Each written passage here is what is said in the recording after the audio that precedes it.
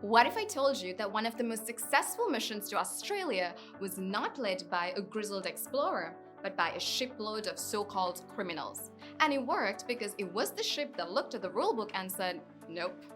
This isn't just history.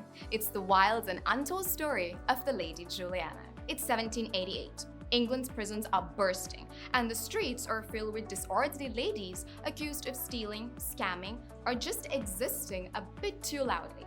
So, naturally, the government's genius plan? Ship them to Australia. Enter the Lady Juliana, a 401-ton wooden wonder packed with over 200 women, plenty of attitude, and a crew that clearly had no idea what they were in for. The steward of the ship, Nicol, did the impossible as soon as they stepped in.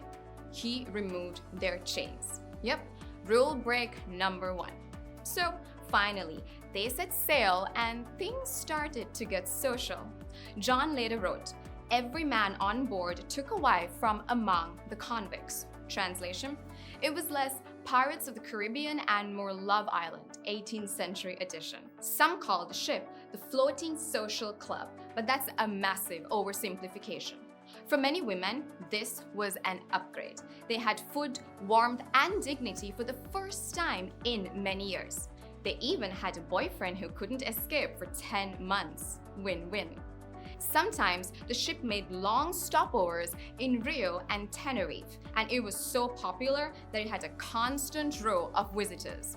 2 slave ships reportedly detoured miles just to visit the ladies. Talk about influencer energy. After 309 days, the Lady Juliana arrived in Australia with one of the lowest death rates in convict history.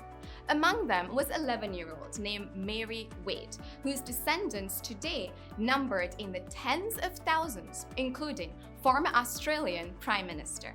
So yeah, maybe rebellion, romance, and a touch of humanity were the secret ingredients for the perfect recipe of survival. And the real conveyor code?